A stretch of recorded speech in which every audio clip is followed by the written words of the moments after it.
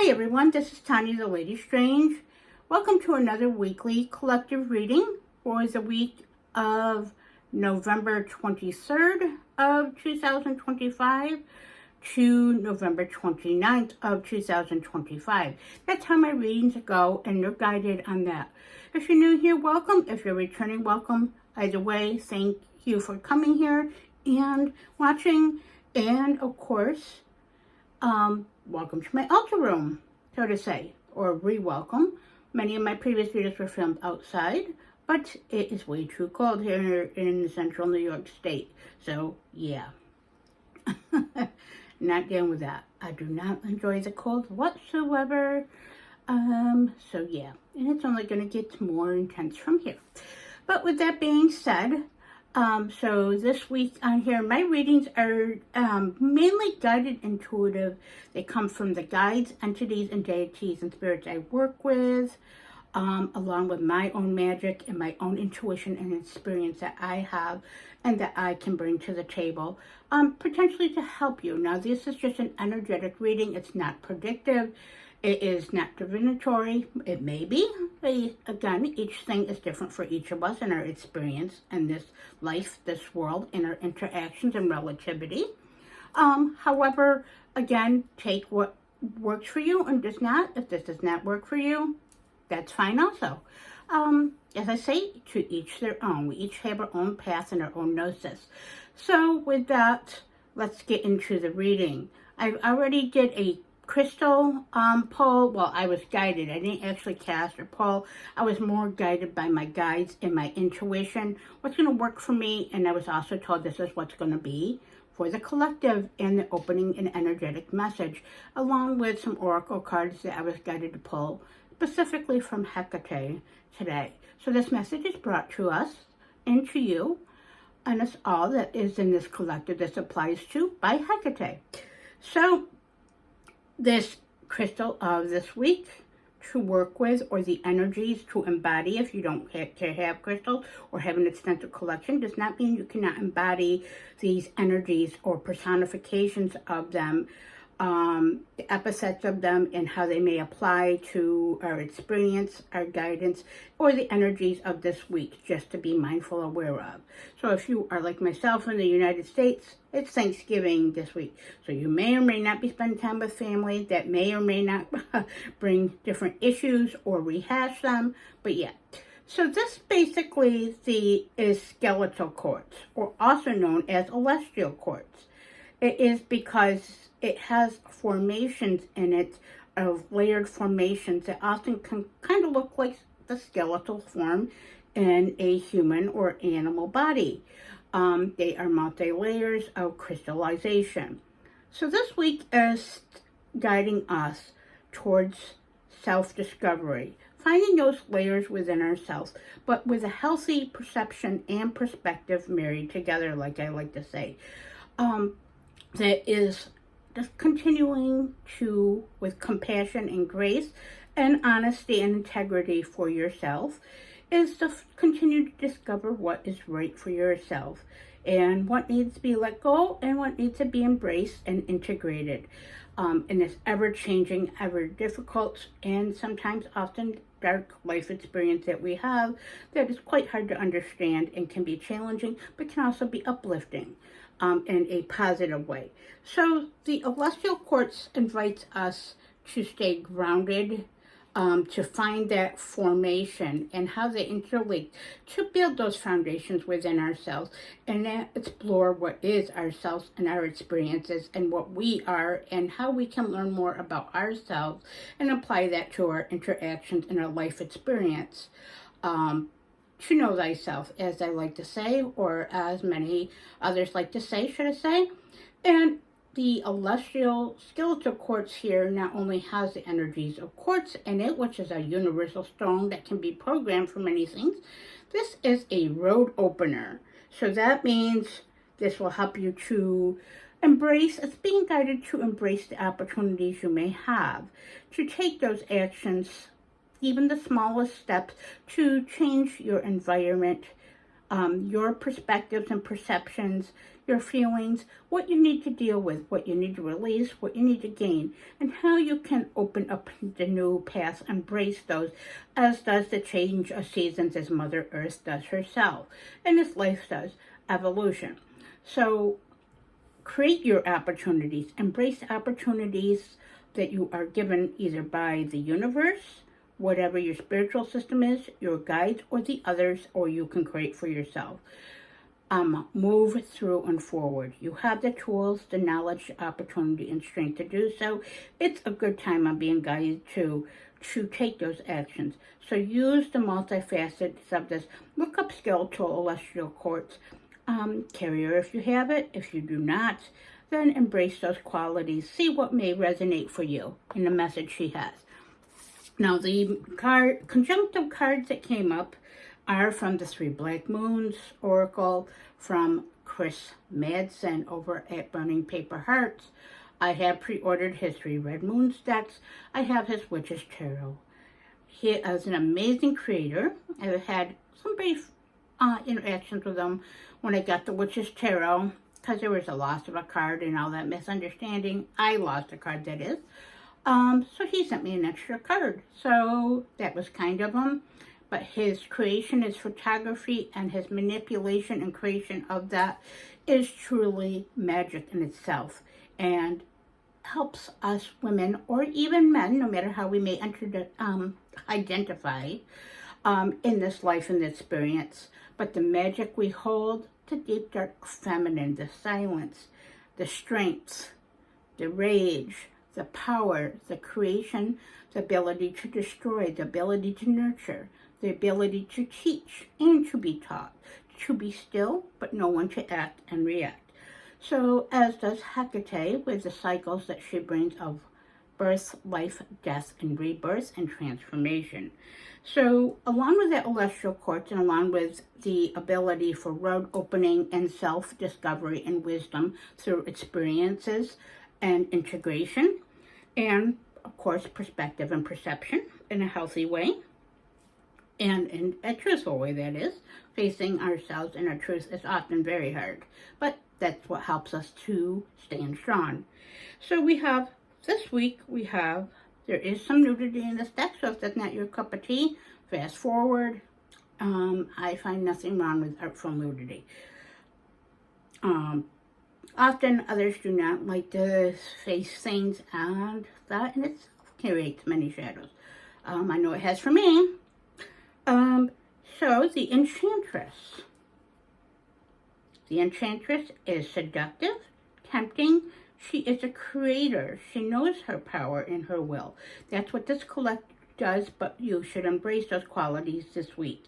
Even if you are made feel less than or that, remember that individuality and autonomy only helps to strengthen you and to know your truth and how you place yourself in this world and how you show up for yourself and therefore what truly matters. So be the enchantress of your life. Create, seduce, tempt, but also know your strengths, your magic, the knowledge you have, and what you can actually wield, like in magic. And it's not just witchcraft and magic or the occult or esoteric, much like I'm into, but also the mundane, those things that you can create in a physical material level. Some mastery, and that's true sorcery, like the Enchantress. It's affecting your reality in a positive way of what works for you. So that's the advice of this week, along with the companion card is Curiosity. So that goes really well with the road opener and discovery and self-discovery, the layers of ourself. Why do we react the way we do? What needs to be healed? What needs to be released?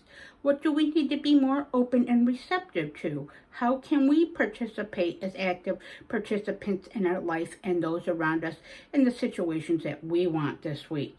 And how we can build better foundations, as does the Skeletal Quartz does. The many layers that we hold within ourselves, the many versions of ourselves from the past that we can reflect on, our present versions, and whom we aspire to or be better versions of ourselves for this life as it changes and is very cyclical. So that's the opening message from Hecate and the Celestial Quartz. If you watch my previous readings or my channel, they're rather rambly. It is what it is. It's my channel, and it's how my messages are guided. So the cards this week, or should I say the tarot, that's going to present herself, is my lovely Soul's deck. This is my first deck I ever started reading with. I still have her. I've had her for about 28 years. So yes, she's my friend, my companion, my magical tool, my ally, my confidant, my teacher. That is the big thing, my teacher. She helps me to see the magic in the mundane, to create magic, to embody magic, and to embody the path. Such a beautiful deck by Aleister Crowley and Lady Frida Harris. A work of art, a true channeled aspect of wisdom and power. There's so much magic in this deck, but so much relativity and so much that helps us to understand ourselves and to understand the tarot and just the gift that it brings. So it was such a gift as well. And she's still my favorite deck. Still will always be my first love, or what helped pop my tarot cherry. And still, I have a lovely love affair with her. And the companion is going to be the Haunted Manor Oracle by Syrian Shadows. This is out of print.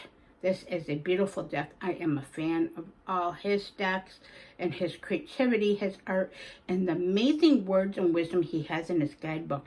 Such a great craftsmanship art that speaks and is very evocative and intuitive and speaks to different aspects, much like the different layers of ourselves.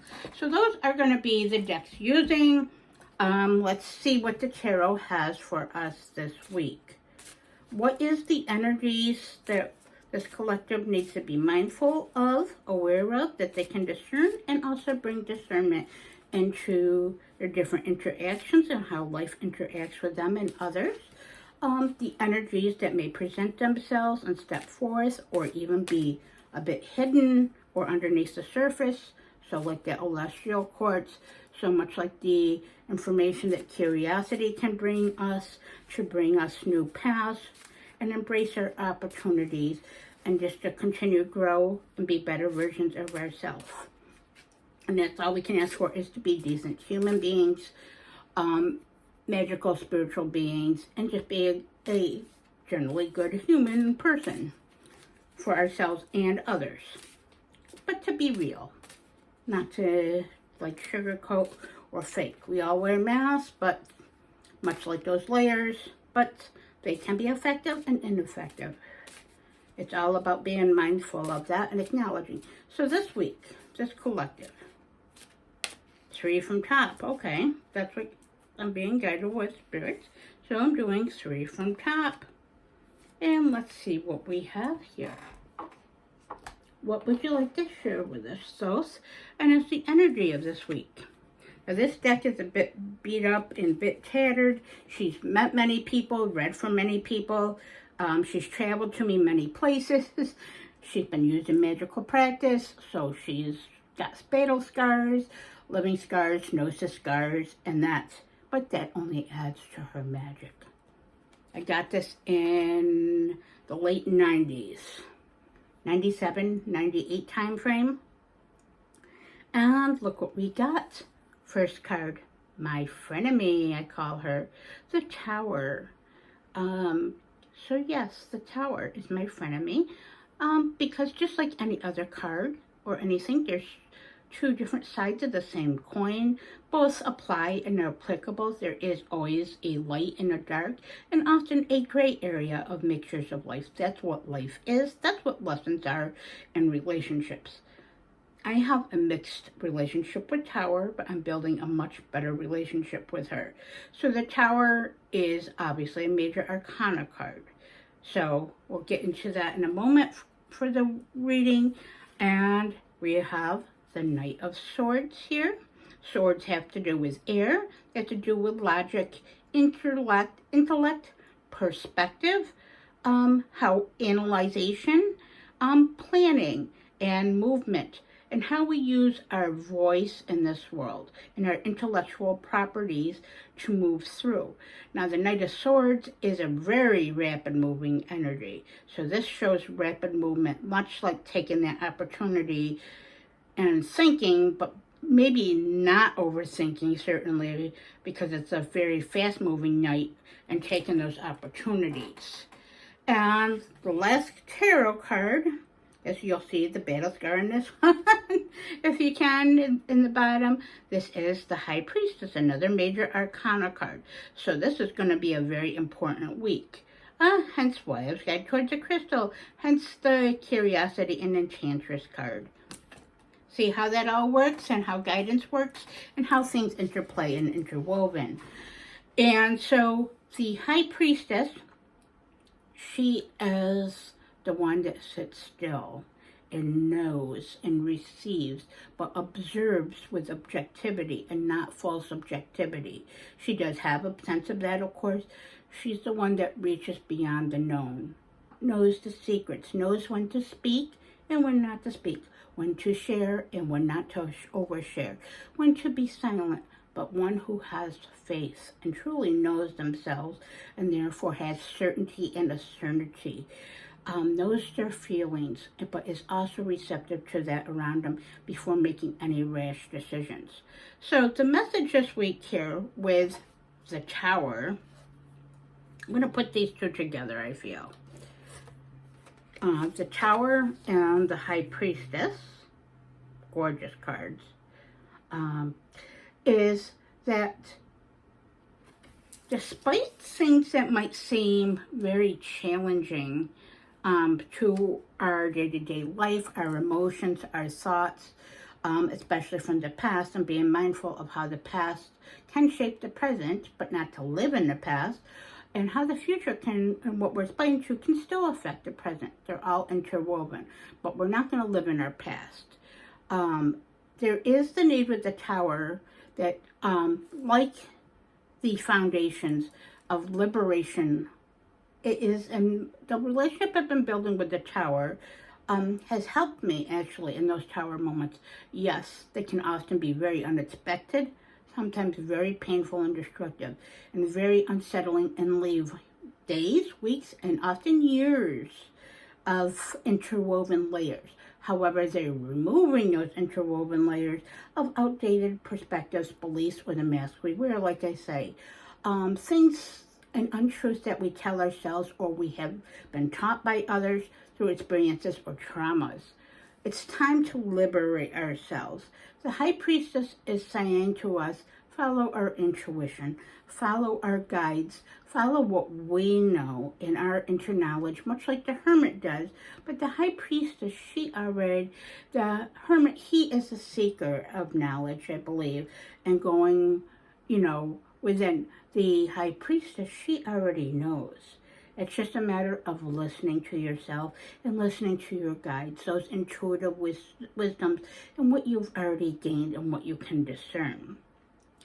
And sitting with it and knowing that whom you are, just because others may be brash and also speak up with this Knight of Swords, you don't always need to go back and respond back reactivity or with harsh, brash words, especially if you're dealing with situations this week, like I mentioned, getting together with family, preparing for Christmas, if that's what you celebrate, or gift giving, or getting together with others.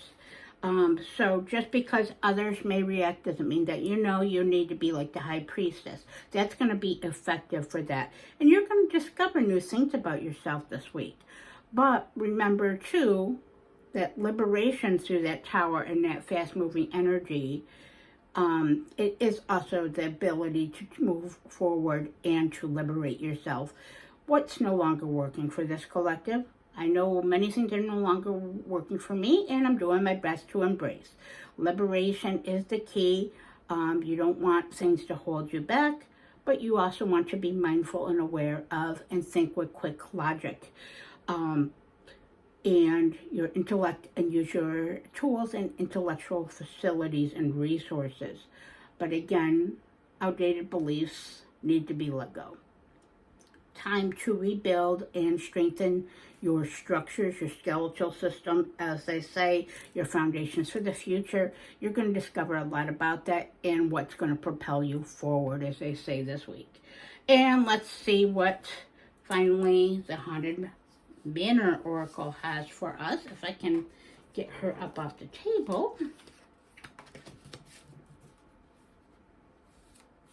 Okay, what would you like to add to this reading, to this message for the collective, is a conjunctive assisting energies and message and takeaway for the Tower, the Knight of Swords, the High Priestess, and being the Enchantress, the creator and creatrix of your life, your experiences, and creating and embracing new opportunities and receptivity, and using that curiosity to move forward, to know the self, to know your relationships, your contribution, and what no longer serves. That's the themes for this week. A lot to moving forward, a lot of options to be able to take and do so finally, I believe.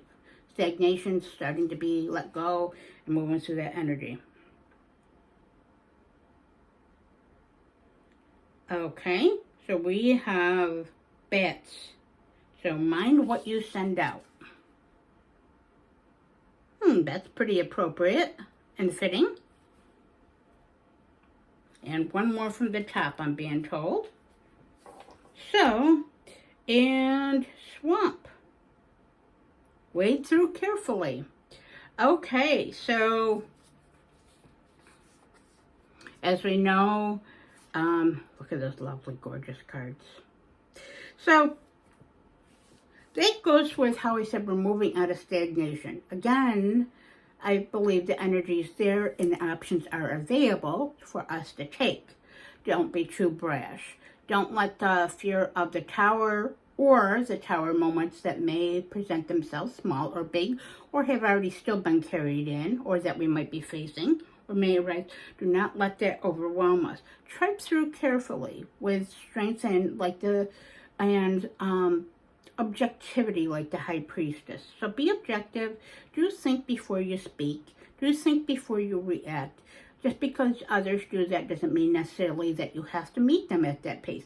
Sometimes being the calm, cool, collected one and just letting it roll off, even if it is something that is not the greatest experience, you can sit with it and let it just fall away, just like the Tower.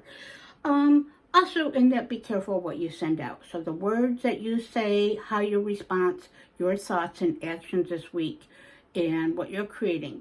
So again, the bat is very transformative. There's a lot of transformative energy in the air as the seasons change, if you're in the northern hemisphere like myself, but as life changes and as we age and evolve in our interactions and our reality does. So it's going to be a majorly transformative energy this week, a road opening, a lot of self-discovery, discovery of others and wisdom, but to finding the truth and continuing to rebuild those structures. And with that being said, I hope this resonates with you. If it does, please comment below. If you do like my Crystal of the Week recommendations, or they have worked for you, or they don't work for you, I would love to hear that also. And of course, if you have any other questions, or just like my readings, or any of my previous content, you are feel welcome to comment, and please like, comment, and subscribe to help my channel grow if you so feel inclined to do so, as the algorithm is not very kind, and not very kind to me, but hey, oh well, I'm not ruled by just computers and technology, or kneel down before that. And with that being said, stay strange.